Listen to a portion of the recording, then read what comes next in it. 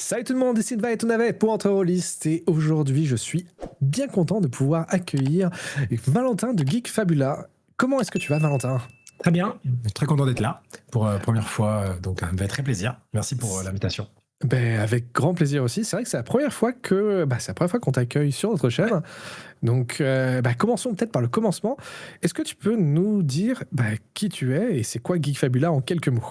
Ok, donc je suis Valentin de Geek Fabula, je suis passionné de jeux en tout genre depuis que je suis tout petit. J'ai commencé la figurine Warhammer à 8 ans, le JDR à 12, et je n'ai fait que sombrer progressivement dans tout l'univers geek, pop culture et autres, au point d'aller en Nouvelle-Zélande visiter les maisons de Hobbit pour en faire une dans mon Ok. jardin un jour. Et je travaille dans le monde du jeu, bah pareil, depuis quasiment toujours. Puisque ça fait une dizaine d'années que j'ai créé ma boîte d'escape game, puis d'événementiel ludique, puis de décor, puis de studio d'actual play. Enfin, on fait pas mal de choses.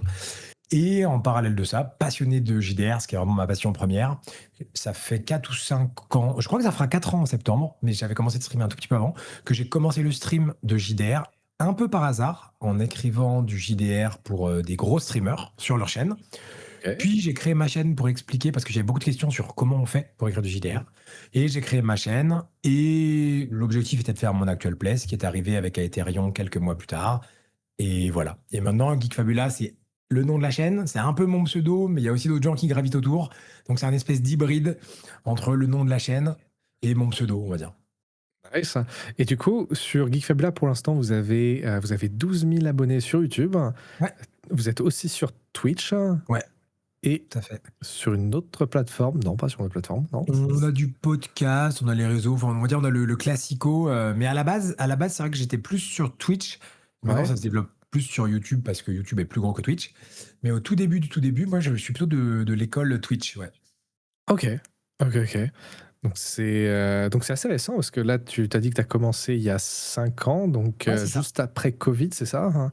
Ouais, en gros, c'est Donc, ça. Je suis ouais, l'actual play depuis très longtemps. Je regarde de l'actual ouais, play depuis très longtemps, depuis le premier jour de Roll and Play, par exemple, le premier ouais. jour de La Bonne Auberge, même Critical Role, un petit peu version US et tout. Mhm. Et moi, j'ai toujours voulu faire ça. Et quand j'ai eu l'opportunité, bah, je l'ai fait. Tout simplement, tout simplement. Et opportunité, on va rentrer directement dans le vif du sujet parce que en ce moment, c'est ta quatrième campagne de financement participatif avec les Chroniques d'Aetherion, l'actual play jeu de rôle en studio. Et ça marche bien. Là, Ouais. vous êtes rendu à 180% déjà du montant demandé. Il reste 37 jours. Vous avez démarré quoi, il y a 2 jours, 3 On a jours? démarré lundi soir avec Lundi une soirée soir. de lancement inattendue. Ok. Ok. Après, pas tant que ça de surprise parce que les 4 autres campagnes, enfin les 3 autres campagnes, avaient elles aussi très bien marché, hein. Vous avez Ouais, toujours poussé à plus de 200%. Et donc, déjà, ça fait plaisir à voir. Hein, de fou. On est les ouais. premiers contents et surpris. Surpris, vraiment? Pourquoi? Ouais, vraiment, bah parce que, comme tu dis, c'est la quatrième fois qu'on fait. Nous, Mhm. le projet, il se développe financièrement à 90% grâce à la communauté. C'est-à-dire que Ouais. moi, j'avais financé la première saison parce que je venais de vendre un appartement que j'avais refait et j'avais un peu d'argent. C'était soit je partais en voyage, soit je faisais ma passion. J'ai fait ma passion. Et après, en fait, j'ai dit aux gens, bah, par contre, je peux faire une saison, mais après, si vous, enfin, et du coup, la deuxième, troisième, quatrième, on a fait des financements et on avait fait 15 000, 20 000 et 25 000 euros Ok. progressivement. Mais les soirées de lancement, on avait toujours fait entre 5 et 6 000 euros Ok. systématiquement. Peu importe la somme à la fin, la soirée de lancement, sur les 3 ans, on avait toujours fait 5 6 000 euros. Et là, on était un peu moins près que d'habitude parce qu'il y avait Octogone, le Rush et tout. Donc Hmm. moi, j'étais en mode, franchement, si on fait déjà 5 6 000 euros le premier soir, c'est bien. Ça veut dire qu'on est Ouais. dans les standards. Et en fait, on a fini à 13 000 euros lundi soir, ce qui était mais vraiment, vraiment inattendu. Enfin, on était les premiers. Rien que valider les 10 000 euros, qui était le palier qu'on met toujours, ça Ouais. n'était jamais arrivé qu'on valide en soirée de lancement. Donc on était extrêmement surpris, ouais, vraiment. Ok. Parce que c'est quand même une campagne qui a pas mal qui a quand même pas mal de propositions qui est assez Ouais. large quand même. Parce qu'il y a plein de trucs, hein, mine de rien. Je vais te laisser d'ailleurs en parler. Est-ce que tu peux me dire c'est quoi cette campagne? En fait, il y a une petite particularité chez nous, c'est comme tu l'as dit, il y a la chaîne Geek Fabula, le projet Geek Fabula, et au sein de ce projet, il y a les Chroniques d'Aetherion, qui est l'univers de fantasy que moi je développe depuis quelques années et qu'on développe en actual play, mais aussi en jeu de rôle, en grandeur nature, etc. Et le financement de cette année, là où il est un petit peu différent, c'est que on finance l'actual play d'Aetherion, mais pas que. En gros, c'est un peu l'agenda de l'année à venir pour les projets de tout ce qu'on fait. Et du coup, il y a, on va dire, moi je dis souvent, il y a 3 axes. Il y a l'axe à Ethereum, donc jeux de rôle, jeux de cartes, etc. Tout ce qui fait vivre cet univers. Il y a l'axe studio, parce qu'on a eu la chance de créer notre studio de tournage il y a 1 an et demi.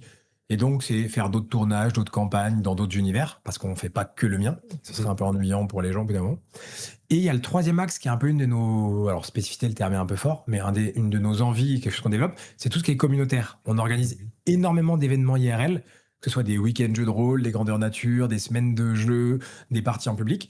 Et du coup, il y a aussi ce genre de choses qu'on développe. Donc, en fait, le financement, on met beaucoup de choses parce qu'on a envie de dire aux gens, bah, regardez, en gros, de septembre à juin, on va dire, pour faire large, ce qu'on aimerait faire, ça ressemble à ça. Et comme ça, les gens. C'est un peu l'agenda de l'année à venir. En Ok. gros. Parce que d'ailleurs, le fait qu'il y ait autant d'engouement, est-ce que tu penses que Octogone aurait eu un effet là-dessus? Alors c'est marrant parce que du coup, forcément, depuis lundi, tout le monde me pose la question de pourquoi ça marche mieux que les autres années. Je pense qu'il y a Bah, plusieurs choses.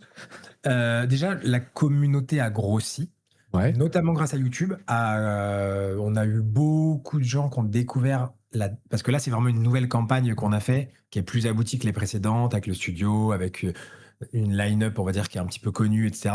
Donc on a beaucoup de gens qui ont découvert cette année sur YouTube. Donc, bah, forcément, plus de gens qui peuvent suivre. Mhm. Il y a un autre point qui joue et qui est un peu lié à ta question avec Octogone, c'est que moi, ça fait des années maintenant que j'essaye de fédérer pas mal la communauté Actual Play. Donc, quand je dis la communauté Actual Play, c'est on est des dizaines de chaînes à faire de l'Actual Play, on est beaucoup. Et moi, j'essaye toujours d'inviter des gens, de faire des événements avec les gens. Et on a eu, bah, à Octogone, du coup, on se connaît tous et on a passé beaucoup de temps ensemble. Et vu qu'on a beaucoup de projets avec plein de copains, copines, que eux-mêmes soutiennent les projets qu'on fait, on a eu beaucoup de partage. On a été très très relayés on va dire par la communauté Actual Play au sens large, et donc aussi par l'engouement un peu octogone qui était juste la veille, quoi. Et du coup, je pense qu'effectivement, ça a joué dans un peu l'euphorie de tout. On a passé un week-end ensemble et tout. Vas-y, on partage, on soutient, on a envie de faire des trucs. Donc, je pense qu'indirectement, ça a un petit peu joué. Ouais. Il y a des gens à Octogone qu'on connaissait pas, mais qui nous ont dit tiens, on a découvert il y a quelques mois, c'est cool, qui nous ont dit ouais, on sera là lundi soir, on va soutenir et tout. Donc je pense que le contact humain renforce l'envie de soutenir un projet derrière l'écran. Parce que d'ailleurs, ça c'est un truc que j'aime beaucoup, enfin que j'aime beaucoup voir dans cette page-là, c'est que le nombre d'invités que vous avez, Ouais, enfin, et puis ça vient de vraiment plein d'horizons différents. Genre là, il y a Ultima Verba qu'on a aussi ouais, beaucoup croisé, Octogone Ludiverse. Il y a aussi Julien Lucien, pardon, Lucien de la la Bonne bonne Auberge. berge. Enfin, il y a vraiment et plein d'autres. Enfin, vous avez combien, maintenant, vous avez combien de joueuses et meneurs-meneuses là pour Aetherion? Alors sur Aetherion, je maîtrise moi et ils sont 5 joueurs et joueuses, mais il y aura Ouais. des invités. Après, Mhm. on a un format qui s'appelle Aetherion Odyssey qui sont des one-shots en spin-off un Mhm. peu pour explorer d'autres endroits. Et là, il y a d'autres MJ que moi qui font et d'autres joueurs qui viennent.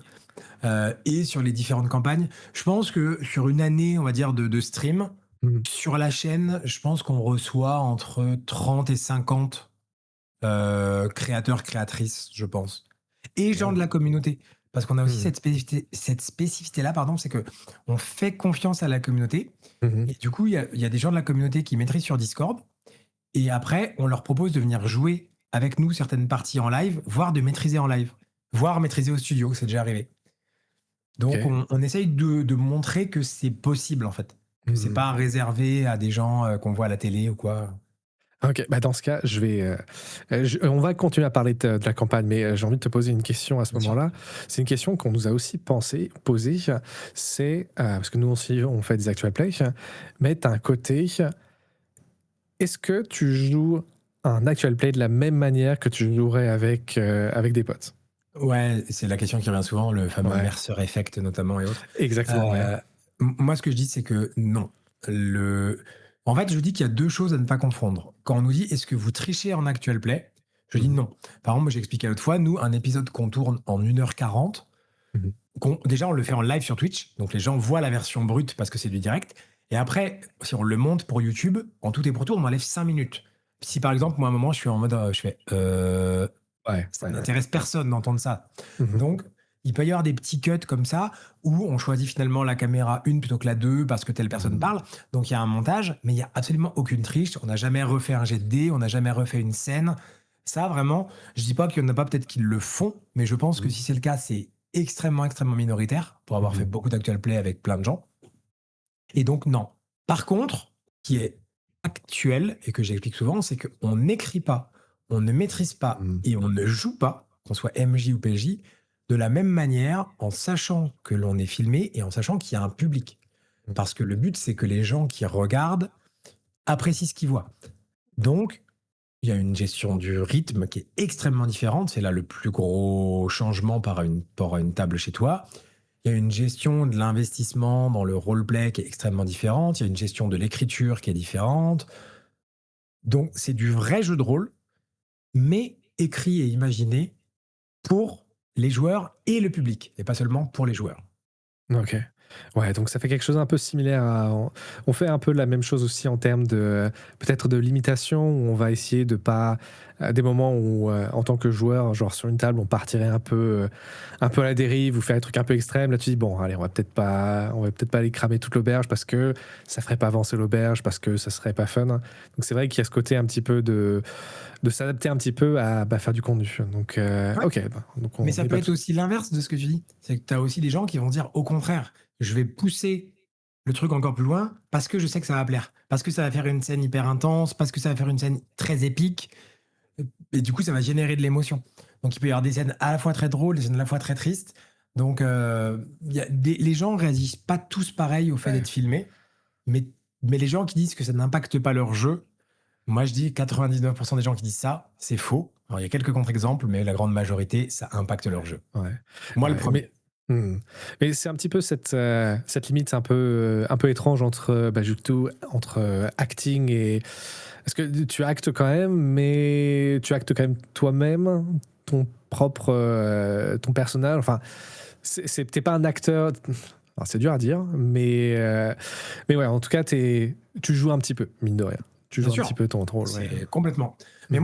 moi, c'est quelque chose que j'assume et que j'explique aux gens.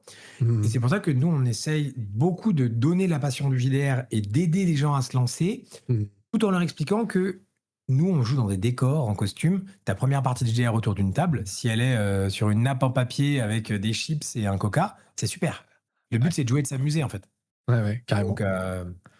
Bah, je crois que les meilleures parties, j'ai dû les faire sur un morceau de papier ou ouais, clairement, sur une enveloppe comme ça, et puis tu juste parti sur ton truc. Mais ouais. bien sûr. Mais Et moi, le premier, parfois, le JDR IRL, en mmh, comparaison avec ce que je fais en actual play, me manque parce que je joue beaucoup moins. J'ai ouais. paradoxalement jamais fait autant de JDR dans ma vie qu'en ce moment, Mmh. mais j'en fais plus beaucoup du JDR, on va dire simple, avec des copains comme ça. Et Mmh. parfois, ça me manque de me dire, attends, là, je peux dire n'importe quoi, je vais pas dire une connerie en live, tu vois. Mmh. Ouais. Après quand même la majeure partie, enfin de ce que j'ai vu sur le chat, la majeure partie, vous jouez ou même quasi exclusivement, c'est du présentiel? Alors, de plus en plus, et c'est un des gros changements encore qui va arriver cette année. À la base, on faisait que du distanciel parce que le Ouais. studio, bon, bah, déjà, ça coûte cher et qu'à la base, on n'avait Mmh. pas de studio. Et même là, en ayant créé notre studio, ça coûte cher, toujours. Mmh. Tout le monde préfère, quand tu demandes, que ce soit les joueurs, les MJ ou l'audience, préfère du JDR en studio que du JDR en Bien distanciel. sûr. Bien sûr, ouais. Mais c'est beaucoup, beaucoup, beaucoup plus contraignant.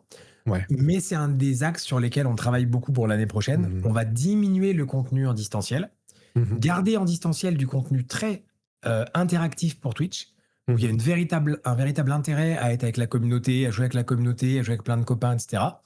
Et par contre, pour YouTube, ce qu'on appelle plutôt le contenu froid, Mmh. où on est autour d'une table de JDR plus classique, on va essayer de faire, je vais pas dire que, parce que ce sera pas le cas, mais quasiment que du studio. Ouais. Bon, on reviendra là-dessus, mais peut-être pour revenir un peu à la campagne, est-ce que tu peux nous donner quels sont bah, les points principaux de la campagne? Quels sont Ouais. plus en détail, quels sont le cœur de cette campagne-là? Alors, la base de la base, c'était financer la suite du tournage de notre campagne Mmh. Au cœur de l'éther, qui est la campagne qu'on a démarrée cette année, qui a vraiment des très bons retours. Donc, la base de la base, c'était continuer c'est le projet principal, c'est le bébé de la chaîne. Mmh. Après, je dirais que dans les choses un peu importantes qu'il y a autour d'Aetherion, il y a le fait qu'il y a un palier où on voudrait enclencher la création d'une boîte de découverte du jeu de rôle. Mmh. Donc vraiment imprimer, faire du contenu pour que les gens puissent jouer. C'est déjà un peu le cas parce qu'on a un wiki, ça joue sur le Discord, on joue dans des événements, etc. On initie sur Octogone, etc. Mais là, l'idée, c'est vraiment de faire une boîte de matériel pour que les MJ et autres puissent faire du Aetherion chez eux. Ça, c'est un des marqueurs forts, je pense, de cette année. Plus loin encore, il y a la création d'un jeu de cartes, parce qu'on a un TCG, un jeu de cartes à collectionner à Aetherion aussi, parce qu'on a un ami streamer dont c'est le taf, qui adore l'univers et qui a dit ça vous dit, on fait ça? J'ai dit bah oui, évidemment. Donc ça, je pense que c'est deux projets importants. Et après, il y a les campagnes au studio, qui était quelque chose d'attendu. On veut faire une campagne dans l'univers de Rome, une campagne L5R, une campagne Dune, euh, différentes campagnes comme ça, vraiment en studio avec des tables d'invités, etc. Ça, je pense, c'est un des marqueurs forts aussi de cette année, parce qu'on faisait pas ça avant, d'annoncer comme ça des campagnes. Et il y a des événements IRL, mais alors ça, il y en a plein. On fait un week-end JDR, on fait une semaine JDR. Je dirais, il y a, voilà, c'est les grands, il y a beaucoup de choses, mais les axes principaux, il y a ça. Et il y a le projet Obscura encore, mais c'est encore autre chose. Enfin bref, il y a plein de trucs. Tellement de Ouais, trucs, je sais pas. Ah bah lundi, on a mis 2 heures et demie à faire le tour de la page. C'est-à-dire Tu m'étonnes. on avait atteint les 10 000 euros, qu'on n'était pas arrivé en bas de la page quand on présentait ça. Parce qu'on s'arrêtait dès qu'il y avait un don pour remercier, etc. Donc on a mis 2 heures et demie à scroll jusqu'en bas déjà. Donc, Damn. Ouais. Ouais, mais c'est pour ça qu'on a d'ailleurs, fait une vidéo de 6 minutes qui résume. J'avais oui, ouais, anticipé. j'ai vu, J'avais ouais. anticipé parce que j'étais en mode sinon à présenter, il y a trop. Tu m'étonnes. Mais ouais, mais d'ailleurs, ça aurait pas été une possibilité de faire plusieurs financements, un par axe? Euh, alors déjà, il faut savoir un truc, c'est que demander de l'argent aux gens, parce que c'est ce qu'on fait Mhm. quand on fait un financement participatif, Évidemment, c'est oui. pas quelque chose d'hyper agréable. Moi, à titre personnel, j'aime pas beaucoup. Et c'est aussi pour ça qu'on met énormément de choses. Et je l'ai déjà expliqué parce que j'ai pas envie que les gens ils se sentent lésés. J'ai pas envie qu'ils pensent qu'on gagne de l'argent là-dessus ou quoi, alors qu'en fait, on réinvestit tout et que même on en rajoute. Donc en fait, on met énormément de choses comme ça. Les gens qui nous suivent le savent. Et c'est pour ça qu'on a des gens qui nous tiennent depuis 4 ans et qui sont toujours là, qui attendent le rendez-vous. Ils savent que voilà, on essaie d'être réglo là-dessus. Du coup, déjà faire un financement par an, honnêtement, c'est déjà un effort pour la communauté qui est important. J'ai pas envie d'en faire plusieurs. Par contre, c'est possible qu'un jour, il y ait une dissociation entre les financements qui sont liés à l'actual play et autres, et par exemple, si on fait le jeu de rôle, maintenant, l'univers complet du jeu de rôle en France ne fonctionne qu'avec, ce n'est même pas des financements participatifs, c'est des précommandes participatives. Donc, si on fait le JDR à Ethereum, c'est enfin, c'est quasiment sûr, tu vois, je peux pas dire à 100%, mais à 99% qu'on fera un financement dédié. Comme par exemple le JDR Roll and Play a un financement autre que l'actual Play Roll and Play. Donc ça, oui. Mais sinon, pour tout ce qui est studio, tournage, etc., euh, pour l'instant, on laisse tout ensemble parce que on faisait déjà pas des choses. Enfin, on n'avait pas une communauté qui était non plus suffisamment grande pour. Puis la solliciter une fois par an, c'est déjà énorme en fait. Enfin, tu vois, ça n'est que du JDR. Faut aussi remettre dans le contexte, tu vois. Ça, c'est aussi quelque chose que je vois plusieurs fois qui a été noté sur la page, c'est le fait que plusieurs fois vous demandez de contribuer si ça vous met pas dans le mal Ouais, financièrement. Et ça, je trouve que c'est assez cool parce que c'est vrai que ça peut être le meilleur hobby du monde, ça reste un hobby. Et donc c'est vrai bien sûr. et même là, on en parlait assez, c'est un sujet, on en revient assez souvent quand on discute entre nous avec des éditeurs, c'est que j'ai l'impression qu'il y a beaucoup plus de projets maintenant que avant.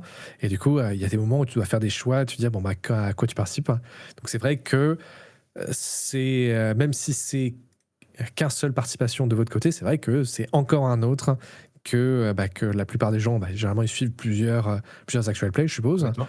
Donc ouais, c'est quelque chose à demander encore Nous, plus. on le rappelle parce qu'on a des gens qui, des fois, vont mettre 35 euros et pour eux, c'est énorme. C'est des gens, Mhm. je sais que c'est un sacrifice énorme, on a des gens, des fois, ils mettent 800 euros, c'est colossal, tu vois. Ouais, ouais. Et nous, on leur dit, en vrai, ça nous touche de fou. Et surtout Mhm. lundi, où on a vraiment fait une soirée très surprenante. Mais on leur dit, c'est adorable et soutenez si vous pouvez, si ça vous plaît. Il y a des gens, ils regardent toutes nos vidéos Mhm. depuis 3 ans. Donc je comprends la volonté. Moi, je soutiens des créateurs aussi, donc je Ouais, comprends ouais. cette volonté d'eux.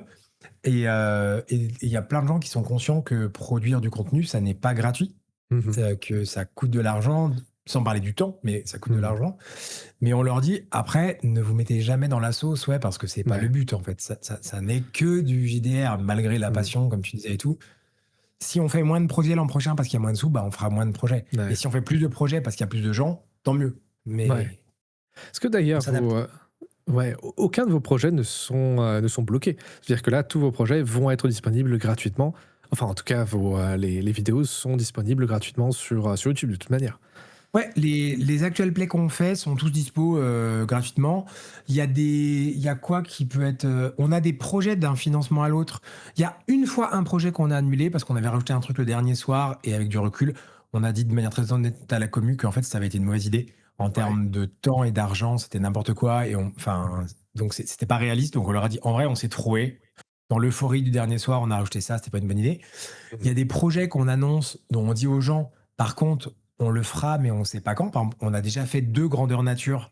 L'an dernier, on a réannoncé dans le financement qu'on allait faire un grandeur nature, mais on leur a dit: «Il faut le temps de trouver un lieu, d'écrire, donc ce sera peut-être en 2026, peut-être en 2027». Là-dessus, je pense qu'en fait, on a fait un peu nos preuves. Les gens savent que quand on dit: «On fera un truc», on le fera. Donc et on essaie de les tenir à informés de où ça en est.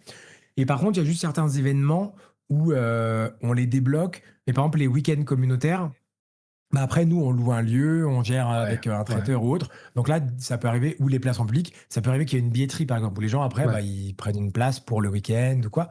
Mais sinon, tout ce qui est Actual Play, tout ce qui est contenu, c'est, 100 gratuit, enfin gratuit. Et que tu aies Oui, contribué au financement ou pas, nous, on fait le ouais, produit et après les gens, ils regardent ou pas, quoi, ouais. mais Parce que et même, il me semble que le starter kit, vous avez annoncé un starter kit ouais, tout à sur votre fait. page et qui sera gratuit, C'est celui-là? Ça fait partie du financement l'an dernier. On veut sur le site internet, on va refaire le site internet. Il y aura ce qu'on appelle la librairie d'Ethereum, qui sera un peu une Mmh. bibliothèque PDF, où il pourra y avoir des scénarios, des choses. Mais par contre, le starter kit, lui, il est en cours alors finalisation serait un peu poussé. Il est en cours de faire parce on est en train de tester le scénar, etc. Mmh. Et lui, il sera complètement gratuit. Déjà parce que moi, je trouve ça plus logique. Deuxièmement, parce que le but, c'est de faire découvrir à des gens. Donc, Ouais, c'est plus simple de faire forcément. découvrir, c'est gratuit. Ouais. Et parce que à terme, comme je le disais, on aimerait faire une boîte de découverte qui, elle, par Mmh. contre, sera en physique, donc Ouais. bah, aura un coût forcément. Mmh mh. Mais Mmh. là, un PDF, nous, on a envie de donner ça à la commu qui soutient aussi en mode, bah voilà, vous pouvez jouer, découvrir un scénar chez vous. Mmh. Et d'ailleurs, c'est autre chose aussi, c'est que, pour cette campagne-là, donc pour Aeserion, c'est un système de jeu que vous de maison, c'est ça? Ouais, c'est ça, exactement. Ouais. Parce que quand est-ce qu'il est arrivé celui-là? C'est dès le début qu'il y avait ce système-là? Ouais, dès le début, il y avait un système, après il a évolué, j'ai fait une Mmh. V2, j'ai même déjà pensé à complètement changer. Il y a encore des évolutions. Mais ouais, c'est un système qui initialement est assez proche de celui de Pavillon Noir, pour ceux qui connaissent, en termes de lancer de dés mais OK. qu'on a fait évoluer et autres et on essaye de le faire coller avec un peu la thématisation, Mmh. avec aussi un système de magie et autres. Donc, il y a toujours ce dilemme entre partir sur quelque chose qui est vraiment beaucoup plus simple avec, du PBTA par exemple ou autre qui pourrait marcher, dans un style très narrativiste en plus qui est le mien et que celui que je veux donner ou de quand même garder un système qui est un petit peu plus complexe, parce qu'il l'est, mais Mmh. qui permet aussi un peu plus de profondeur sur les créations de persos et autres. Donc Ouais. c'est un vrai dilemme, parce que l'actual play aurait tendance à nous conduire vers le plus simple possible, Ouais. mmh, comme c'est le cas par exemple de Arya, de Game of Thrones, Mmh mh. de faire juste un dessin, quelque chose vraiment, ouais, PBTA, enfin quelque chose. Donc il y a des arguments pour, il y a des arguments contre. Ouais. Pour l'instant, on a fait le choix de garder quand même un système qui est un peu plus complexe et qui permettra, de vraiment créer des persos très différents et autres, Mmh. mais à voir. À voir. Oh là là. Est-ce que c'est le teaser le truc ça Non, non, qui ne non, veut pas être annoncé? non, c'est en fait, moi, sincèrement, ce serait moi, je garderais ce système-là, Ouais. mais alors j'ai beau faire du game design depuis longtemps, Ouais. le paradoxe veut que je suis pas un joueur de système, ni un MJ de système. Mmh. Sauf dans des très rares jeux comme Ars Magica, où je trouve que le système fait part intégrale du jeu. Ouais. Mais je suis pas un je fais faire peu de jet de dés, je fais D'accord. très peu de combats, tu donc je suis dans l'intrigue, le roleplay, l'écriture, mais du coup, le système est moins important pour Mmh moi mh. que pour d'autres gens. Mais j'ai déjà eu des discussions avec des gens très intéressants comme Damien Coltis qui expliquent le rôle crucial du système dans un Ouais. jeu Ouais. et pourquoi je dis que à l'heure actuelle, moi, je garderai celui-là, mais que peut-être un jour ça changera. Parce que le jour où on éditera, je pense que qu'on soit en auto-édition avec des conseils d'éditeurs ou qu'on ait un éditeur, c'est possible que des gens dont c'est le métier depuis 25 ans nous disent: «En vrai, on va partir sur autre chose» et à ce moment-là, je prendrai quand même l'avis Je dis pas forcément que je le suivrai, mais je prendrai l'avis parce que c'est des gens qui font ça. Donc, c'est pour ça que je peux pas dire avec certitude que le système qui est celui que j'ai créé depuis quelques années maintenant sera le système du livre de base un jour, même si j'espère. Est-ce que tu as d'ailleurs, est-ce que tu peux me parler un petit peu de ton parcours? Parce que est-ce que tu as Ouais. des compétences, enfin des compétences plutôt des formations, genre tu parlais de game design, est-ce que tu as des formations game design? C'est quoi ton parcours pour arriver jusque-là? C'est plutôt de l'autodidacte, on va dire, Ouais, parce qu'en gros, moi, j'ai commencé tout petit. J'ai ouais, même bossé quand j'avais 16-17 ans à Games Workshop, par exemple, ouais, où, je faisais de la peinture mais aussi beaucoup de jeux. J'ai passé le bac un peu plus tard. En fait, moi, j'ai passé le bac à 21 ans parce que j'ai un parcours un peu déscolarisé et autres, donc j'ai mmh, travaillé avant et j'ai repassé le bac après. Puis j'ai fait une licence de droit et un master de gestion d'entreprise et quand j'étais en OK. master, j'ai créé ma boîte. En fait, j'ai créé une des premières escape games, à l'époque, on était, je crois, la 60e en France. Donc, j'avais fait le Précurseur. hasard fait que j'avais fait une des premières escapes à Paris qui s'appelle La Pièce, qui, OK. je l'ai appris plus tard, a été écrit par Fibre Tigre, justement. Et, et à l'époque, on m'a dit, tiens, comment tu penses qu'on crée ça? Et moi, je faisais déjà beaucoup de créations de jeux, j'avais déjà créé des trucs et tout. Et du coup, j'ai créé une escape. Et après, je créais déjà aussi des murder parties. Donc en fait, c'est plutôt de l'autodidacte, Ouais. avec aussi beaucoup d'échanges avec d'autres gens. Puis forcément, tu te mets à lire des trucs. Mais j'ai pas de formation. J'ai jamais fait un master 2 game design, par exemple. Même si je sais que ça se développe et Mmh. moi-même, on m'a déjà proposé de faire des interventions et j'aimerais bien en faire de plus en plus parce que je trouve que c'est un Ouais. truc qui est cool de transmettre que ce soit dans les écoles de jeux vidéo, écoles de jeux, etc. Il y a Mmh. vraiment des savoir-faire et des gens qui s'y connaissent très très bien. Mmh. Mais du coup, non, j'ai pas de formation à part l'expérience de ça fait 10 ans que j'ai ma boîte et que je crée des jeux pour 5 à 500 personnes, en gros. Ouais, parce que tu as dit que tu avais travaillé, tu avais fait des scénarios pour d'autres actual play. Est-ce que tu peux en parler un peu plus ou? Ouais, alors c'est pas directement pour Dota, c'est pour des streamers. C'est-à-dire que moi, quand j'ai fait des jeux de rôle et j'ai adapté le concept de Murder Party sur Twitch pour 6 Ouais. joueurs autour d'une table, pour des gens comme Rivenzi, Ponce, Bagheera, qui sont des gros streamers Twitch. Mmh. Donc en fait, j'étais prestataire MJ, où j'écrivais, je faisais le concept et on faisait la prod pour eux sur leur chaîne. Donc, mais j'ai aussi, enfin, j'écris de plus en plus des projets pour d'autres gens, que ce soit public ou privé. Mmh. Je le dis en ce moment souvent, mais il y a quelques semaines, j'ai animé une murder party sur le Nil, par exemple. Sur le Nil, genre Le Égypte, tout Nil, ça? ouais, exactement, en Égypte. Damn! OK, genre Ouais, Agatha Christie, exactement. Sur, oh la des choses en classe! rapport. On n'a pas, il y a plein de trucs qu'on peut pas dire parce que justement c'est un événement privé et tout, mais ça on Ouais. le dit. Et ouais. Donc là par exemple, je viens de créer 4 escape games et 4 décors à Paris pour Mmh. Fanta et Xbox. Vous avez peut-être vu que OK. Fanta a lancé des canettes avec des partenariats de jeux Xbox. Et en gros, on a créé pour leurs vidéos YouTube et pour là des gens en public qui sont en train de jouer en ce moment même 4 scénarios, un scénario Diablo, un scénario Forza, un scénario Halo, un scénario World of Warcraft. J'avais même fait un scénario Call of Duty avant et les salles d'escape rattachées. Donc c'est aussi des OK. prestations que je fais dans mon travail de tous les jours, ouais. Tiens, c'est intéressant parce que d'ailleurs ton travail de tous les jours, mais, est-ce que tu as du coup, tu fais et ça et Geek Fabulous, c'est ça Ouais, exactement. tes 2 jobs en En gros, quelque maintenant, sorte? c'est un peu c'est ça. En fait, à l'heure actuelle, j'ai une boîte avec, des salariés, des collaborateurs et tout.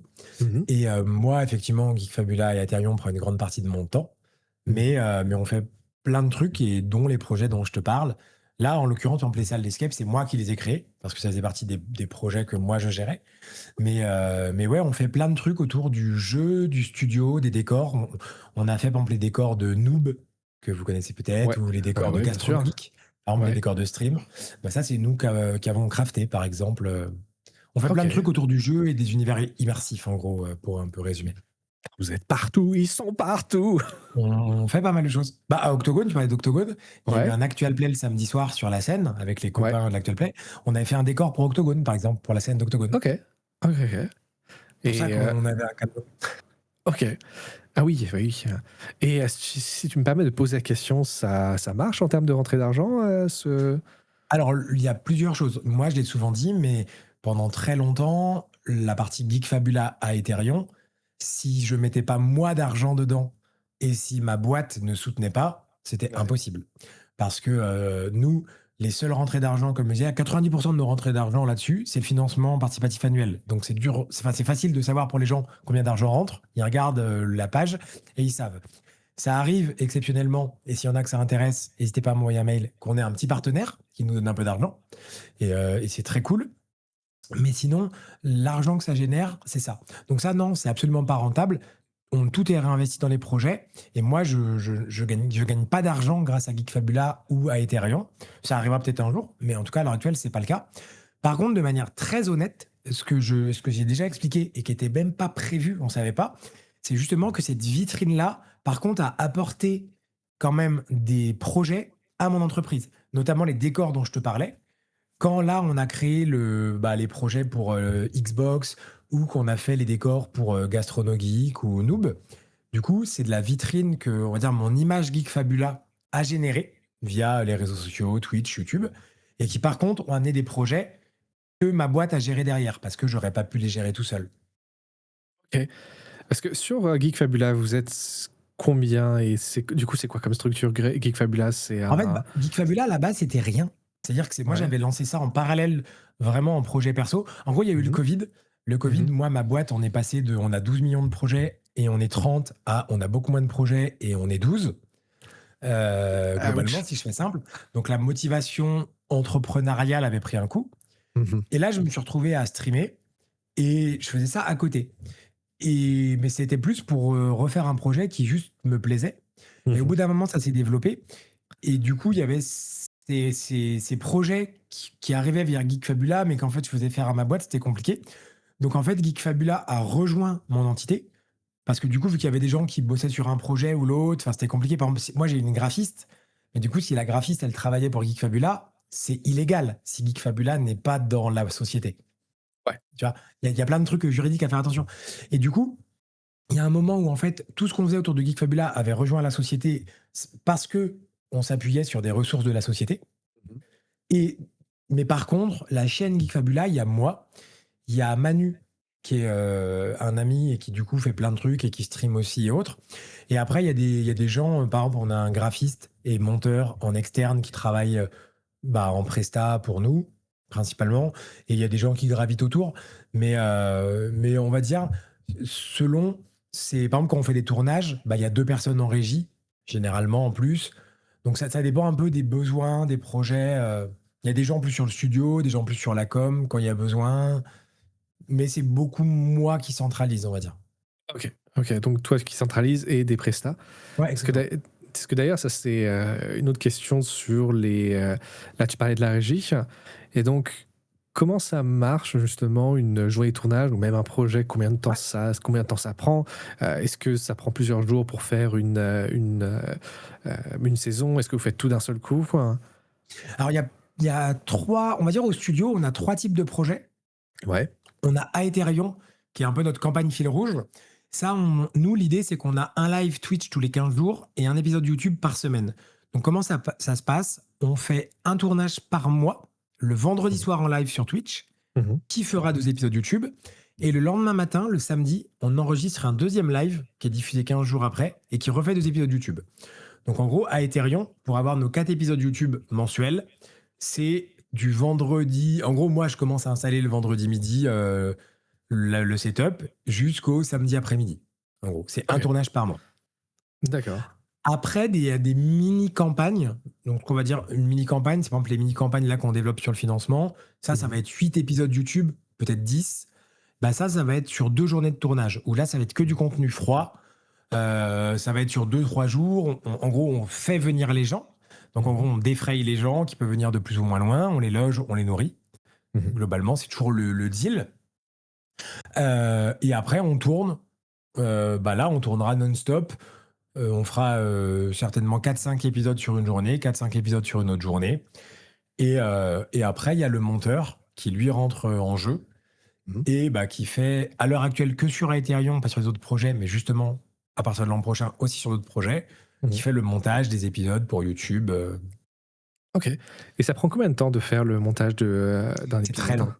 Un Ouais. épisode à Ethereum, faut se rendre compte, en gros, un épisode de 1 heure et demie à Ethereum, Mmh. il reprend chaque caméra une par une, chaque micro un par un, il recale les musiques, il ajoute ce qu'on appelle des assets. Donc les jets de dés, mais aussi si par exemple moi j'utilise un terme de lore, on met un petit bandeau pour Mmh. expliquer le terme, et cetera. On essaie vraiment de faire la chose la plus lisible.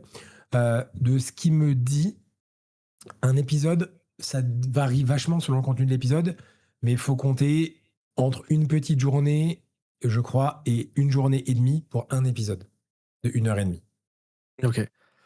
Parce qu'il y a aussi, je suppose, un petit peu là, tu parlais de retirer les E, donc ça veut dire qu'il faut quand même Ouais. revoir Ah bah, il revoir reprend les les pistes son, tout, bien sûr, et mmh. et et il essaye aussi de maintenant, c'est quelqu'un qui faisait pas du JDR, mais il fait ça depuis 4 ans maintenant, donc il connaît bien Ethereum maintenant, Mmh mh. et du coup, des fois, il me demande aussi: «Et tiens, et ci et ça, est-ce qu'on garde? Ça, je te propose ci». Enfin, il y a pas mal, il y a pas mal de taf, et en fait, vu Mmh. qu'Ethereum, c'est un peu notre projet phare, là, Ouais, la dernière campagne, on a vraiment essayé de faire on va dire le mieux avec nos moyens et nos savoir-faire. ouais. Donc, quand il y a eu la je sais pas, quand je parle d'un lieu, il affiche la carte, il montre le chemin sur la carte des joueurs. Enfin, on Mmh. essaie de faire quelque chose de vivant. Ouais, ouais. Ouais, dans ce cas-là, ça commence à devenir de la vraie production, de la vraie production, quoi. Parce que On avec s'en tous les ajouts qui peuvent se rapproche. faire, c'est Nous, on parce se que considère comme semi-pro, on va dire. ouais, tu fais du montage toi de ton côté ou pas du tout? Pas du tout, mais j'aimerais bien Ouais? apprendre. Mais j'ai un souci dans ma vie, c'est le manque de temps, avec tous les trucs à gérer. Mais j'aimerais bien apprendre, en vrai, Ouais? le montage. Alors là, maintenant, j'ai trouvé un monteur avec qui ça se passe bien. Ouais? Donc, c'est moins urgent, mais je trouve ça intéressant, de me dire: «Je peux faire l'écriture, la maîtrise, et après même avoir ma patte sur le montage, la réal Mmh. et autres». J'aime bien faire, la réal, réfléchir à la DA, enfin, Mmh les mh. décors. En gros, j'aime bien avoir vraiment une vue d'ensemble sur le projet, Ouais. et du coup, le montage, j'aimerais bien apprendre, ouais. Mmh. Ouais. Eh ben, écoute, si tu veux, on a des petits projets chez Autre Rollis, tu pourras je plaisante, mais je vois bien ce que tu dis par rapport à la patte graphique. J'avais fait juste un petit truc récemment. Parce que du coup, nous, on fait chacun le montage sur les AP qu'on masterise. Et j'avais fait je me suis fait un petit peu plaisir où à un moment, pour une partie de Triangle Agency, il y avait un moment où il y avait une sorte de personnage qui parlait avec une voix un peu éthérique. Donc je m'étais amusé à juste pour ce passage-là, ajouter un petit peu des effets de voix, Ouais. changer un peu, à rajouter des fils, ce genre de trucs. C'est pas grand-chose au final, mais Ah non, mais ça c'est quand même apporte, assez rigolo de se dire, ah bah tiens, bien sûr. tu as ajouté ça, ouais. Donc ouais, En fait, je comprends l'idée, ouais. les ajouts en montage et en post-prod sont illimités, en fait. Ouais, ouais. Donc des fois, tu as envie de te dire: «On pourrait faire ci, on pourrait faire ça». Enfin, tu peux ajouter énormément de trucs. Ouais, et après tu te rends compte: «Ah ouais, mais en fait, il faudrait que je passe des heures en C'est plus ça, sur» c'est ça.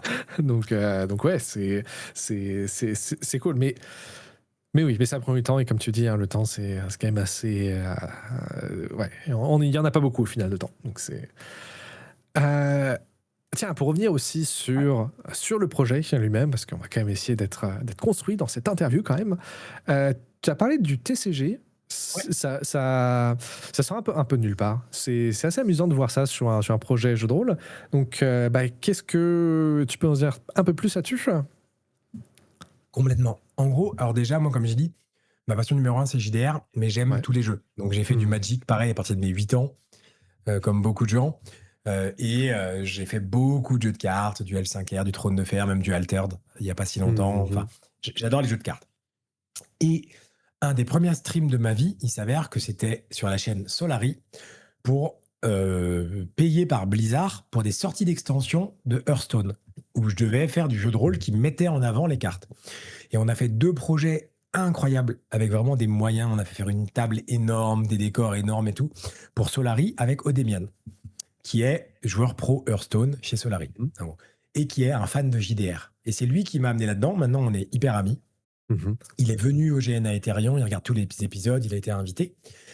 Et moi, j'avais déjà dit en live que l'univers d'Aetherion, au-delà du JDR, on a quelqu'un qui écrit des nouvelles dedans, je trouve ça trop cool. Là, si on peut avoir des BD dedans, je trouvais ça ouf. Même un jeu Mmh. vidéo. Enfin, tu vois, en gros, le côté multiverse, c'est Ouais. incroyable, je trouve, d'avoir un univers qui vit sous Mmh. plein de plateformes. Même, on parle des figurines en ce moment aussi. Et un coup, j'ai dit ça, et Odemian m'a dit: Ouais, en vrai, le TCG, j'y réfléchis». Puis 15 jours après, il m'a dit: «Ouais, j'ai déjà des idées pour 100 cartes et tout». Et il me dit: «T'es chaud?» Et je lui ai dit: «De fou, je suis chaud». Et du coup, vu qu'on aime bien faire des projets avec d'autres gens, je lui ai dit: «Bah, let's go, on enclenche ça et tout». Et donc là, on a mis en palier le développement vraiment on lance le projet TCG officiellement, parce que en fait, on a déjà un illustrateur qui bosse sur des élus. de plus en plus. Donc, on a une base d'illus. On a quelqu'un donc, dont c'est le métier, les jeux de cartes. On a un univers. Voilà, donc on s'est dit, c'est un autre vecteur cool. Et surtout, moi, je t'avoue que j'ai trop hâte d'être le jour où, je sais pas, tu vois, on organise un week-end jeu 2 fois par an, où, avec la commu, je jouerai aux cartes à Ethereum, quoi. C'est cool, tu vois. Tu joues des persos de l'actuel play. C'est vraiment chouette, quoi. C'est comme sur un bois des céréales il y a 10-20 ans. Ouais, Ouais, mais et toujours pour rester sur la communauté, qui a été financé, il y a la semaine jeu de rôle. ouais. euh, En quoi ça consiste? En fait, comme je te disais, nous, on a organisé déjà 3 fois, et là, ce sera la quatrième en septembre, un week-end JDR. Alors, on appelle Mhm. ça le RP Gîte, parce qu'à la base, j'avais dit on fera le chalet JDR, mais on a trouvé un gîte. Et du coup, les gens de la commune ont dit on a qu'à appeler ça le RP Gîte. Ça fait nom de médicament, mais c'est rigolo. Et, euh, et du coup, c'est un week-end où le vendredi, on est 40-50. Le vendredi soir, on fait une murder party avec tout le monde, comme ça tout le monde se rencontre. Et le samedi dimanche, il y a des tables de JDR maîtrisées par les uns, les autres, on mange. C'est mon événement préféré de l'année. Je le dis souvent, mais et les gens qui viennent adorent. Il y a des copains de l'Actual Play des fois qui viennent, il y a des gens qui font tester leur jeu. Enfin, et le RPG, généralement, c'est du vendredi au dimanche, c'est un week-end, quoi. Et là, il y a des gens qui nous avaient dit, franchement, vous voulez pas, on fait ça, mais une semaine, quoi. Genre, l'été, t'es à la colonie de vacances JDR. Vraiment, ça part du délire avec la communauté, souvent. J'ai dit, en vrai, pourquoi pas? Et vu qu'on en a parlé, souvent, quand on construit le financement, moi, j'en parle avant, tu sais, c'est pas un secret. Et je suis pas en mode, ça va être mes idées et rien d'autre. Donc, souvent, je sonde la communauté avant. Qu'est-ce que vous aimeriez? Qu'est-ce que vous aimez pas? Tiens, j'ai une idée, vous en pensez quoi? Alors, je garde aussi un peu de surprise parce que ça fait partie du truc. Et là, la semaine JDR, ça fait quelques mois que les gens étaient en mode, ah ouais, mais nous, franchement, une semaine JDR. Alors, pas que JDR. Il peut y avoir du jeu de société, il peut y avoir des jeux de cartes. Mais en gros, une semaine ludique où les gens, ils s'inscrivent, ils viennent, puis pendant 5 jours, voilà, dans un gîte ou quoi, ça dort, ça mange, ça fait des jeux, et surtout, c'est nous, c'est un peu le mot d'ordre, c'est hyper bienveillant et inclusif. C'est-à-dire qu'on fait tout pour intégrer les nouveaux et nouvelles, des gens qui viennent tout seuls, qui sont jamais venus. C'est eux ils ont la priorité, par exemple, sur l'inscription des tables de jeux de rôle. Comme ça, ils ont plus de choix que ceux qui sont venus 3 fois et qui connaissent. Et en gros, on essaye vraiment comme ça de fédérer. Et donc, on est passé du week-end JDR à la semaine JDR. Et on s'arrêtera là. Il n'y aura pas le mois JDR, c'est hors de question. Donc, L'année JDR. l'année JDR. Non, mais Oh. voilà, c'est vraiment. Moi, je l'ai déjà dit, mais c'est une de nos spécificités de faire des événements beaucoup avec la commu. Et je pense que s'il n'y avait pas ça, j'aurais peut-être déjà arrêté de stream. Si Hmm. j'étais juste chez moi tout seul à streamer du jeu vidéo avec des gens, mais de pas voir. Là, moi, il y a enfin, je sais pas comment dire, la moitié des gens qui me suivent, je suis capable de mettre un visage sur Hmm. le pseudo quand ils parlent. Tu vois? Ouais, Et ça change beaucoup de choses. ouais. Parce que là, même en parallèle avec, de notre côté, là, quand on a fait Octogone, plusieurs fois, il y a eu des gens de notre communauté qui sont venus nous voir, qui ont dit: «Hey, salut, comment ça va? C'est Au fait, flatteur moi, de c'est fou. personne». Mais oui, et puis c'est tellement bien d'avoir une communauté bienveillante. Ça aussi, c'est quelque chose, on a de la chance aussi d'avoir une communauté qui est, Ils sont adorables, les gens. Nous, à Octogone, ouais, il y a ouais, plein de gens qui nous ont emmené des cadeaux. Moi, j'étais épuisé comme rarement à Octogone là. Parce ouais. que sur le mois de mai, j'avais été un jour chez moi, justement avec les différents Mmh. projets et tout. Et il y a plein de gens, ils nous ont emmené des cadeaux, ils nous ont emmené des trucs et tout, ils Ah. nous ont dit des mots vraiment gentils. Et pour revenir à une des toutes premières questions sur pourquoi le financement a peut-être aussi bien Mmh. marché cette année, c'est peut-être aussi parce qu'on fait de plus en plus d'événements avec la communauté et que je pense les gens, ils nous voient pas que comme Geek Fabula derrière son écran, mais il y en a, j'ai fait des parties de GR avec eux en vrai, tu vois. Ouais. Donc je pense que ça va, c'est pas du tout documenté, hein, ce que je dis, c'est ma théorie du doigt mouillé, mais je pense que ça joue aussi dans le peut-être le capital sympathie, l'engouement autour du projet, le fait qu'on essaye de vivre la communauté et pas juste notre jeu à nous, tu vois? Ouais, ouais. Après, aussi, vous êtes à 12 000 abonnés. Je pense que dans l'actuel play français, c'est vers le milieu, je dirais, en termes de taille. Ouais, en gros, tu as quelques mastodontes en Ouais. France qui ont des formats assez différents, mais tu vas avoir d'un côté Game of Roll sur Twitch, tu vas Mmh. avoir La Bonne Auberge, Roll and Play, et puis tu vas avoir les projets de Linkus, qui est un de mes meilleurs potes dans le milieu, que ce soit Table Quest ou l'agence qu'il a Mmh. pu faire.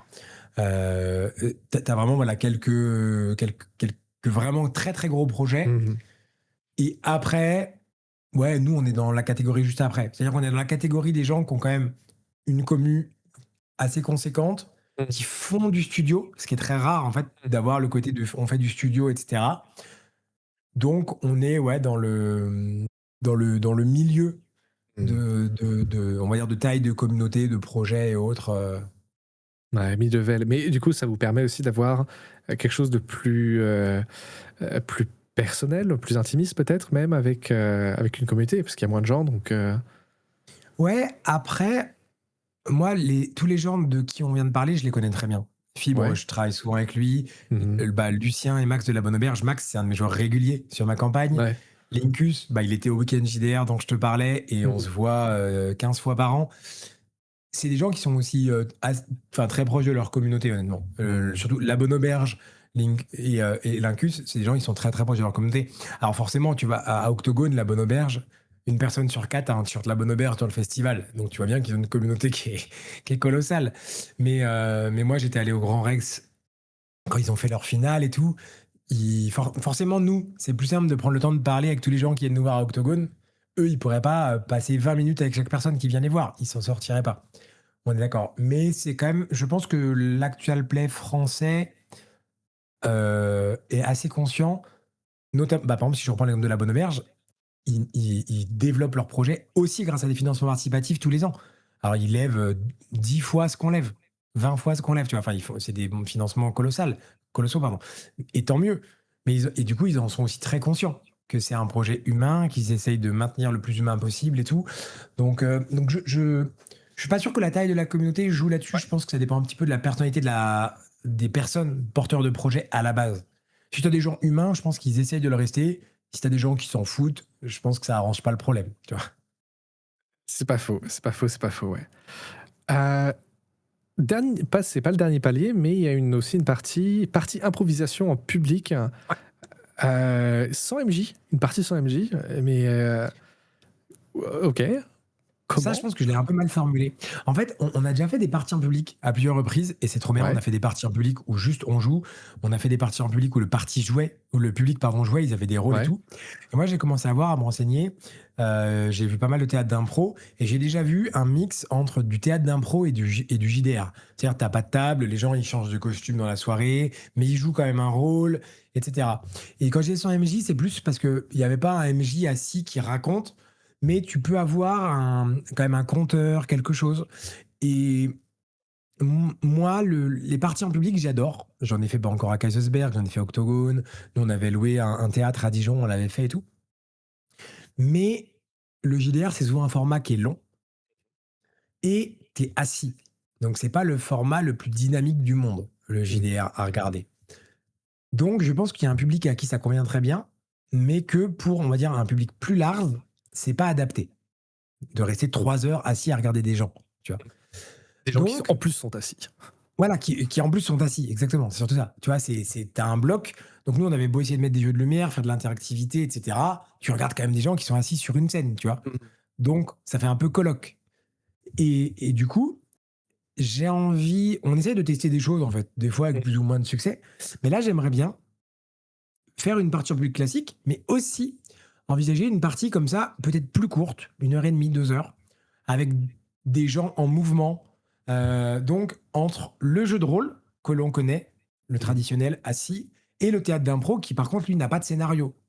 Moi, je veux quand même qu'il y ait du scénario, mais je veux qu'il y ait de l'impro et Mmh. que les gens se déplacent et qu'il y ait quand même des costumes. Donc, en gros, faire un peu un pont entre le théâtre d'impro, le JDR, en gardant quand même la fibre JDR, que les gens qui viennent voir du JDR, mais adapté. De la même manière qu'on disait tout à l'heure, bah, ce qu'on fait en stream ou sur YouTube, faut l'adapter. C'est pas le même JDR que tu fais chez toi. Je pense que pour le public, c'est pareil. Tu peux pas faire le JDR que tu fais chez toi, assis face à des gens qui te regardent. Donc, j'aimerais bien trouver un peu des idées et faire évoluer ce format. OK. Ça a l'air assez ça me rappelle, j'avais vu un actual play, alors c'était Chaosium qui avait organisé ça pour un Call of Toulouse. Et c'était avec des acteurs qui étaient en costume, sur un set qui était Ouais, magnifique et à un moment, ils ramènent un donc ça se passait il y avait une sorte d'asile et à un moment, ils ramènent sur le plateau, ils ramènent un acteur, un autre acteur qui était en, tu sais les combinaisons les combinaisons qui bloquent les gens là, je sais plus comment les camisoles. ouais, les camisoles. Donc ils ramènent quelqu'un avec camisole, ils le mettent genre au pied des acteurs qui sont assis et tout ça avec leur tablette pour lancer les dés et bah, ils commencent à interagir avec ce Ouais, PNJ, avec ce figure-là. Donc c'est vrai que ça me fait penser un bah, peu ça à met du ça en rythme, tu vois? Ça casse un mmh. peu le donc voilà, j'ai pas encore, c'est un peu vague parce que même moi, j'ai pas encore tous les tenants et les aboutissants, Ouais, mais il y a un truc à faire. carrément, ouais. Il y a du potentiel. Il y a du potentiel. C'est marrant, ça fait un peu GN aussi Ouais, ça dans peut. l'idée. Bah, nous, GN, on est école GN, hein. Nous, moi, Ouais. je fais énormément de murder party, genre Mmh mh. énormément. Et on a créé un GN à Eiderion qu'on avait fait 2 fois. Et là, on cherche un nouveau lieu pour en créer un nouveau. Mmh. Et une de nos grandes fiertés, c'est que sur notre GN, il y a 2 choses qui étaient bien. C'est qu'il y avait énormément de nouveaux et nouvelles, des gens Ouais. qui faisaient partie de notre commu et qui ont découvert ce qu'était le GN. Qui jouaient à côté par contre des gens qui faisaient du GN depuis 20 ans, mais qui avaient jamais vu le moindre épisode d'Aetherium. Donc ça Ouais. s'équilibrait un petit peu. Et nos 2 GN étaient paritaires. Donc ça, c'était très, très cool. C'est pas si OK. fréquent que ça. Pas dans le jeu de rôle. Voilà. Et nous, on essaye sur la chaîne d'être. Alors, ça arrive qu'on fasse un JDR où il y a 3 garçons et une fille et Mmh. des JDR où il y a 3 filles et un garçon. Mais on n'a jamais fait de mémoire une table où il y avait que des mecs. On Ouais. essaye toujours d'être à l'équilibre autant que possible. Mmh. On essaye aussi d'avoir des MJ filles. On a eu Mmh. Diabalzan, on a eu Charlie. Enfin, on essaye aussi d'être voilà, paritaire, inclusif et autres sur la Mmh. chaîne et de montrer que le JDR, c'est pas que des mecs. Ouais. Ouais, ça ce qui est étonnant, venant de Warhammer, alors sans trop cracher sur la communauté Warhammer, mais parce que là, Ah bah là, parce que j'ai eu quelques commentaires sur des vidéos Warhammer, je crois que c'est et qui ont été un peu tristes. J'ai fait une vidéo d'une revue de Brass& Glory, hein, l'un des jeux de rôle Warhammer et bah, moi, par convention, j'essaie quand je fais des vidéos de, parler de meneuses, toujours au ouais, féminin et joueurs toujours au masculin. Je me suis dit: «Bah, tiens, on va faire ça ouais, comme» ça équilibre. ouais et puis même de toute façon D&D le fait, donc je me suis dit: «Allez, on va partir Ouais. là-dessus» et l'un des commentaires, c'était en mode: «Ah ouais et comment ça se fait si j'ai pas de joueurs, moi j'ai que des joueuses ou si jamais, Oui, mais il y en a pas de toujours. meuse?» Nous, ça arrive et aussi qu'il y en ait un ou 2. c'est, mais ouais, mais bon, j'ai l'impression que ça change quand même. J'ai l'impression quand même Oui, que oui. c'est quelque Mais je chose pense que c'est qui aussi un peu, progresse, ouais. moi je me considère ni, influenceur ni quoi que ce soit, mais on a quand même une petite visibilité, qui est pas Mmh. énorme, mais une petite visibilité et c'est aussi aux gens et notamment, bah, la Bonne Auberge là-dessus fait un travail colossal, Mmh. de montrer l'ouverture et d'être un peu «exemplaire» entre guillemets là-dessus. Ouais, ouais, ouais. Mais bon, c'est un un vaste sujet. Oui, Heu, c'est pas que le monde du JDR, c'est un peu ouais, sociétal donc ouais, ouais, ouais. Puis, il faudrait des heures pour débattre enfin oui. débattre. Mais on voulait faire Anyway, je faisais des émissions de ouais, discussion, excuse-moi vas-y, et vas-y, continue. on voulait faire une thématique là-dessus, par exemple Ouais, et que j'animerais pas moi, parce que mmh j'avais pas envie d'être le mec blanc, le cliché, tu vois? J'ai les yeux bleus, enfin, tu vois, je sais pas comment dire, qui animait, une émission sur, l'inclusivité dans le jeu de rôle. Mais mmh, j'en ai déjà parlé avec des amis qui sont plus concernés, eux, de ouais, par, leur origine ou quoi et j'aimerais bien faire ça, prochainement, donc ça a rien à voir, mais c'est en projet, ouais. ouais, mais il en faut discussion. Heu, peut-être pour revenir sur les chroniques d'Aeserion, heu, je vois que vous avez quand même masse de jeux différents. Parce que là, il y a genre pêle-mêle, vous avez du Dune, vous avez du Vampire, vous avez même Ouais, du D&D, vous avez j'ai vu que vous avez fait des trucs un peu plus particuliers sur Arcane, Clair-Obscur aussi ça fait et comment vous choisissez quel jeu vous allez jouer ensuite? alors ça, c'est une très bonne question. Heu, bah, il y a plusieurs trucs. Là, maintenant, j'essaye vraiment, parce que ça n'a pas toujours été le cas, mais c'est vraiment de choisir des jeux que j'ai envie de jouer, déjà, ou de Ouais, maîtriser. genre ouais. C'est con, mais voilà. Des fois, on demande aussi à la communauté si vraiment Ouais. il y a un jeu qui les intéresse ou quoi, mais il faut qu'on ait envie de le faire. Mmh. C'est déjà arrivé par rapport à l'actualité, par exemple, je sais Mmh. pas, il y avait une nouvelle série, Game of Thrones qui arrivait, donc on faisait une semaine à thème Game of Thrones, donc on mettait un Mmh. JDR Game of Thrones, par exemple. Et voilà et après ça arrive qu'on ait des copains, copines, maîtres du jeu qui nous Mmh. disent: «Bah tiens, si tu veux, moi j'aimerais bien maîtriser ça, est-ce que tu veux qu'on voit dans les prochains mois, et vu qu'il y a pas que moi qui maîtrise sur la chaîne, qu'on a d'autres MJ qui viennent, bah, ça arrive qu'on nous dise: «Bah, tiens, moi j'aimerais bien», par exemple, tu parlais de Clair Obscur. En l'occurrence, Leïla qui a maîtrisé, c'est une des modératrices de la chaîne, qui est archi fan du jeu et qui avait dit, bah, un jour je le mettrai sur la chaîne, ça fait des années qu'on faisait ça. Et là, elle m'a dit: «Bah, vas-y, j'ai un scénario clair-obscur», qu'elle a fait tester au week-end JDR communautaire. Et Ouais. après, elle m'a dit: «OK, c'est bon, vas-y, je peux le maîtriser». Et du coup, elle est venue le maîtriser sur la chaîne. Donc il y a pas Et une règle fixe, mais mmh. c'est un peu selon les critères, les idées. Est-ce que vous avez des sponsorisations par des maisons d'édition justement pour mettre en avant des jeux? Peu, voire pas. J'ai déjà eu sur des Ah ouais? livres et là, j'essaye de leur en parler à Octogone. Il y a Ouais. vraiment, 2 écoles là-dessus. Tu as vraiment les éditeurs qui sont en mode, l'actual play, c'est pas utile pour les jeux de rôle, ça fait pas faire des ventes et cetera et cetera. Et ceux qui commencent à comprendre que en fait si, en réalité, c'est quand même une belle vitrine, si c'est bien Mmh fait, mh. si le projet est structuré. Donc moi, j'essaye de bah, ce week-end à Octogone, j'ai passé un bon moment à faire, du commercial, on va dire. Ouais, ah À bah, discuter il faut, avec, hein. avec les éditeurs, à voir et c'est possible que je pense sur l'an prochain, en vrai, je pense que c'est possible qu'on crée des projets avec des éditeurs. Nous, on a la particularité d'avoir le studio. Donc on a Mmh. déjà fait on loue le studio pour faire des tournages pour d'autres gens. Par exemple, Ouais. Zombiologie de Damien Coltis ou là, on va faire avec Linou Major Zero qui est en auto-édition ou quoi. Ah yes, Dirty Clean Crew, quoi. Exactement. Bah, elle va venir faire un tournage dimanche, pas là, après, tu vois? Oh cool! Et ouais, et parce que nous, le but du studio, c'est aussi de le on sait que ça coûte très cher d'avoir un studio, Mmh. surtout à Paris ou autre. Et du coup, nous, on essaie de le rendre disponible. On a Mmh. Silkinael qui va venir. On a fait une partie de figurines avec Mosquito, qui est un créateur figurine. On essaye de pouvoir le louer à la journée ou sur 2 jours à des prix qui permettent à des petits créateurs de se dire: «Allez, bah, tu sais quoi? Une fois, je vais me faire une belle vitrine, et je vais faire un studio». Et du coup, avec les éditeurs, je suis aussi en train de faire ce travail-là, Mmh mh. de leur dire, bah voilà, là vous avez. Moi, je pense que par exemple, pour un lancement de crowdfunding, avoir une Ouais. belle vitrine en studio, c'est vraiment un plus énorme. Mmh mh. D'avoir un unboxing pardon, d'une boîte de découverte en studio, je Mmh. pense que c'est un vrai plus. Quand tu as une campagne un peu phare sur un jeu qui a vocation à avoir des extensions à tenir dans le temps, Mmh. je pense que voilà, ça peut. Mais je pense qu'il y en a qui ont fait des mauvais choix par le passé, qui ont mis beaucoup d'argent sur des projets et moi je leur dis: «Bah, franchement, vous avez fait tu vois? Je suis assez honnête, je leur dis: «Là, franchement, vous avez fait n'importe quoi. De mon point de vue, c'est pas du tout comme ça qu'il faut faire». Ouais. Et du coup, j'essaye de faire alors ça fait un peu prétentieux de dire ça, mais j'essaie presque de faire un peu de pédagogie auprès des éditeurs sur ce qui, selon moi, peut être intéressant pour eux ou ce qu'il faut pas faire. Mmh. Et surtout de leur dire: «Vous pouvez faire des projets, on demande pas 15 000 €», tu vois? Enfin, Ouais. nous, bah, tu vois, moi, j'ai mis une campagne L5R, c'est Edge, L5R pour pas les nommer. Bah, je leur dis: «En vrai, vous nous filez un petit coup de main, on fera peut-être une campagne qui durera un peu plus longtemps et vous, ça vous fera une vitrine avec des gens qui font du JDR, qui ont un très bon niveau de jeu, avec, bah, par exemple, tu parlais de Ultima Verba, qui a une très grosse commu L5R».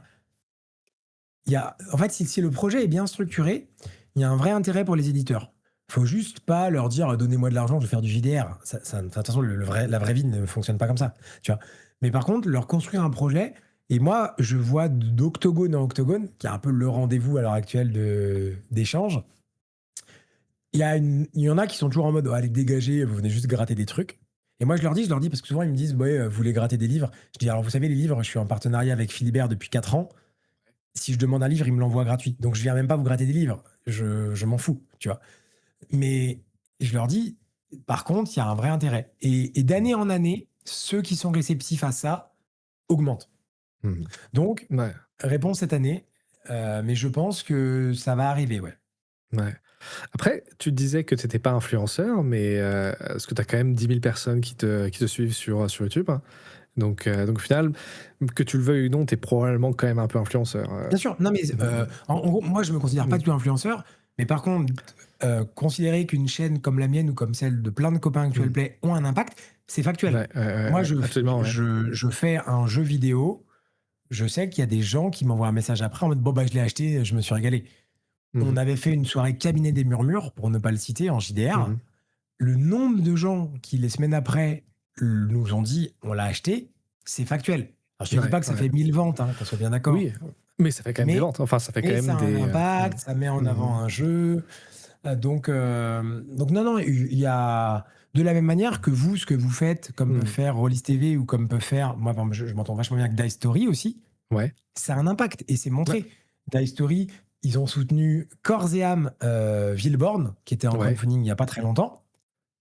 L'impact, il est visible parce que tu as même Mhm. des gens qui, dans le crowdfunding, écrivaient bon, on vient de le voir chez Die Story, on soutient. Mhm. Donc, c'est Ouais. les gens qui disent ça n'a aucun impact, c'est Ouais. faux. Ouais. Ouais. Tout comme les gens qui disent par contre on va vous générer 500 ventes en une soirée, c'est faux aussi. Ouais. La Ouais. vérité est Mhm. entre les deux en fait. Mhm. Ouais. Comme assez souvent, toujours. Ouais. Oui, exactement. Ouais. Est-ce que tu as un jeu qui arriverait là et que tu voudrais absolument jouer? Ce serait quoi le que Pénombre. tu Pénombre? Oh direct. Ah ouais, il y a aucun débat.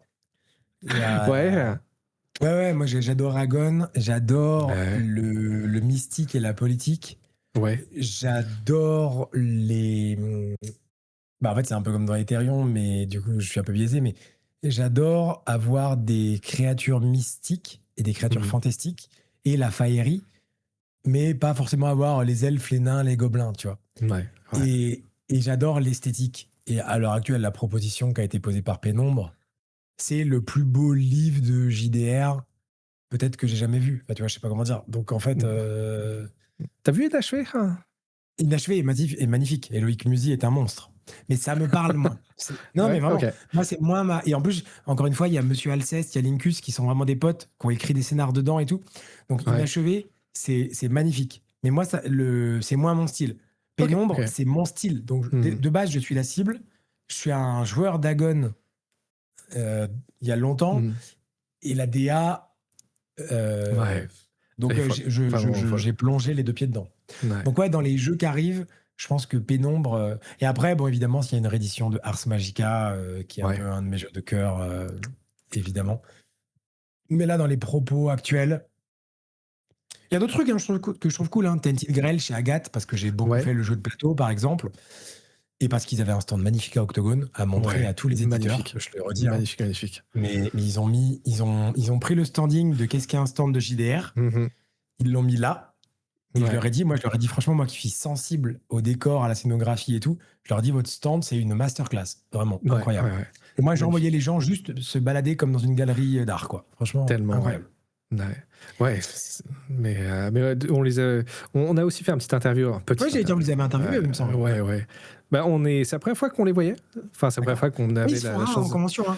Ils Ouais. choisissent lesquels et tout. Ouais, ouais. Mais du coup, on est passé sur toute leur gamme. Donc, on a pu, je crois qu'on a fait genre une demi-heure, 40 minutes Tu d'interview, m'étonnes. quoi. Donc, mais ouais, on est passé à chaque fois. Mais c'est tellement propre à chaque fois leur truc. Ah, c'est magnifique. Non, mais ce qu'ils Ouais, ont fait est magnifique. Vraiment. ouais. Donc ouais. Donc Death and Grails et Pénombre. Ouais, Pénombre. Bah, d'ailleurs, enfin, c'est même pas un secret, hein, mais j'aimerais bien voir si on peut faire.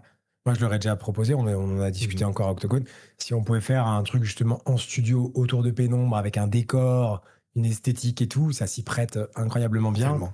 Tellement. Et c'est mon style de jeu en plus. Au-delà de ça, Ouais. c'est en termes de maîtrise, Mhm. c'est là où je suis à l'aise. Donc Ouais. ouais, Pénombre, ce serait mon. Petit coup de cœur là. Ouais, Petit clairement. appel pieux. Et au fait, Pénombre, cling, On en a cling. discuté. C'est même pas, en vrai, c'est même pas, ils le savent. On en a discuté depuis un petit moment, on s'est revu à Octogone et tout, il n'y a aucun secret, bon, ils Ouais. savent. Donc j'espère. C'est toujours après, en vrai, honnêtement, c'est financier. Hein. Ce genre de Ouais. projet, parce que ça a un coût et tout, mais Mhm. clairement, si on peut nous faire, on fera, ouais. Ouais. Parce que d'ailleurs, généralement, quand vous faites des. Est-ce que là, le décor, est-ce que vous faites des props, genre des objets, des trucs comme ça, quand vous faites ce genre de propositions? En décor, mais en fait, quand on fait des tournages pour d'autres gens, on peut Ouais. tout faire. En Mhm. gros, de base, normalement, je propose pas le décor d'Aetherion. Pour pas Mhm. qu'il. Parce que c'est censé être le décor d'Aetherion. Mais Mhm. en vrai, j'ai déjà fait des exceptions, notamment bah, pour Mosquito, on a fait une partie de figurines. C'était un jeune créateur. Honnêtement, déjà le tournage, c'était déjà un investissement pour lui. Ouais. Je lui ai dit, en vrai, on a mis une table 3D. Enfin, c'est sur sa chaîne YouTube, c'est magnifique. Mhm. T'as vraiment une partie de figurines en 3D dans un décor complet. Le rendu est trop bien. Mhm. Et sinon, on a plusieurs techniques. En fait, le décor, en termes de coût, ça peut aller de 1 000 € à 50 000. Tu vois? Mmh. Donc en fait, la enfin même plus encore, mais tu vois, la variable est extrêmement grande. Donc selon les projets, tu proposes pas les mêmes choses et sur le JDR, on essaye de proposer ce qui est le moins coûteux. Ouais. Donc ça peut être des plaques comme sur, Zombiology, après ça peut être du Mmh. craft de décor mais plus simple, jusqu'à un mix de décors qu'on a déjà, Mmh. jusqu'à simplement ce que tu appelais des props, donc pour les gens qui voient pas trop ce que c'est, ça serait en gros de Ah oui, l'accessorisation c'est ça, les accessoires, de ouais. exactement. On se dit: «Bah, tiens, on a un décor qu'on a déjà, par contre, en mettant tel accessoire et autres, on va plutôt lui rendre telle atmosphère ou telle Mmh. autre», jusqu'à on vous fait un décor entier, sur le thème de votre choix, Là, le décor, c'est du 100 cas par cas, Ouais. selon la contrainte financière, le temps qu'on a Mmh. et les envies des uns et des autres, quoi. OK. OK, OK. Mais c'est vraiment cool le fait d'avoir un décor. C'est un des trucs qui nous on s'est pas mal posé la question là avec Entre Rôlistes en mode, parce qu'on aimerait bien faire on aimerait bien faire plus de présentiel, parce Ouais, qu'étant donné que, bah, mais que malheureusement on est tous éclatés aux 4 coins de la France, mais on s'est demandé, ouais, si jamais on fait petit regroupement à du Dijon, hein, présentiel, bah, ça on dépend. peut en parler, hein. Faudrait qu'il y ait un décor, faudrait qu'il y ait quelqu'un qui puisse nous faire un décor, mais là j'arrive pas à voir qui Et exactement sache pour que être même on stocke les décors des gens. Je le dis parce qu'on nous a déjà demandé, mais par exemple Damien, je reprends ouais. l'exemple de Damien de son biologie, Mmh. il était venu faire un tournage pour, son crowdfunding, Ouais. mais on savait qu'on en ferait probablement d'autres et du coup, bah, là, on en fait en septembre pour la suite OK. et du coup, en fait, on a ces décors et c'est la même chose avec Silky Nael pour qui on craft un décor en ce moment. Ouais. Parce qu'en fait, on se doute bien que les gens, ils vont pas repartir avec leur Clio et un décor sur le toit, tu vois? Donc en fait, tant qu'on peut, on stocke les décors des gens et comme ça, on les réinstalle quand ils viennent retourner. Ouais. Putain, bon, bah, on y pensera, mais bon, Avec plaisir. on se captera, on se captera. Alors, est-ce que tu aurais quelque chose d'autre à dire sur Chronique d'Assaillant? Voilà, à peu près 1 heure qu'on est en train de discuter. Qu'est-ce que tu voudrais mettre encore en avant?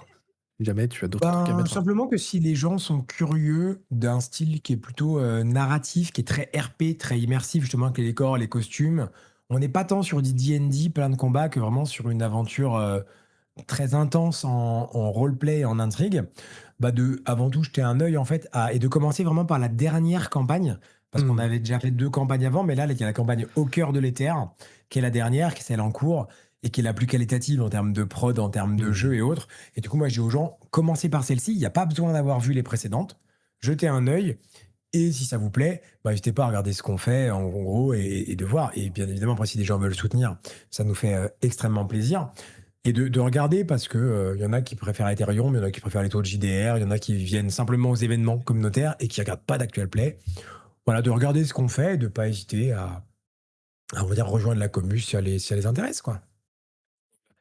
Bah, en tout cas, merci beaucoup pour cette Merci à toi, interview. C'était vraiment super intéressant avec et plaisir. bah, du coup, la prochaine fois que pour le prochain salon, bah, j'espère qu'on pourra se croiser, discuter Ouais, de encore un peu fou, plus, carrément. mais et puis on reste en contact, pour le potentiel avenir suivant. Avec grand plaisir, franchement, nous, ça nous ferait très plaisir. Cool. Eh ben, bah, merci à toi encore et merci aussi, comme d'habitude, à tous ceux, qui nous regardent. Si jamais ce genre de contenu, ça vous plaît, n'hésitez pas Abonnez-vous. à exactement, c'est le monsieur qui l'a dit. Abonnez-vous, cliquez sur tous les liens, tous les trucs, laissez un commentaire et tout le reste. Et sur ce, je vous souhaite à tous des bonnes journées, soirées et tout le reste. À la prochaine. Salut! Ciao, ciao.